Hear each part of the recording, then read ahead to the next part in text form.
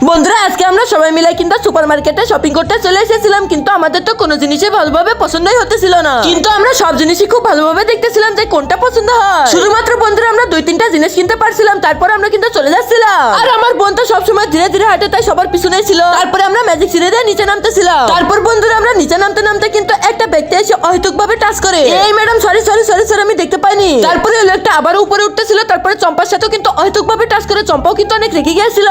একজন মা কতটা আপন হয়, যাদের মা নেই তাদেরকে জিজ্ঞেস করো। তাই আজকে দেখি এই প্রাণের প্রিয় মায়ের জন্য কয়জন লাইক সাবস্ক্রাইব করে দেয়, আর যারা মাকে ভালোবাসে না তারাই ভিডিওটা থেকে দূরে থাকো। তারপরে বোনের কাছে গিয়েও কিন্তু অহেতুকভাবে টাচ করে, কিন্তু বোন আমার সেই লেভেলের জিনিস একদম ঠাস করে চর মেরে সোজা করে দিয়েছে। বন্ধুরা যেটা দেখে কিন্তু আমরা পুরো বিনোদন পেয়ে গিয়েছিলাম। আরে খালা তুমি করলেটা কি, তোমাকে তো পুরো স্যালুট জানাই, একদম ঠিক কাজ করেছো বোন। এই সবাই যখন আমরা এখানে আসি তাহলে পরে একটা সেলফি নিয়ে নি, আবার কবে দেখা হবে কি না হবে। ঠিক আছে নিয়ে নে চম্পা, এই তো সেলফি নেওয়া হয়ে গিয়েছে খালা, তারপরে আমরা চলে গেলাম থাকো।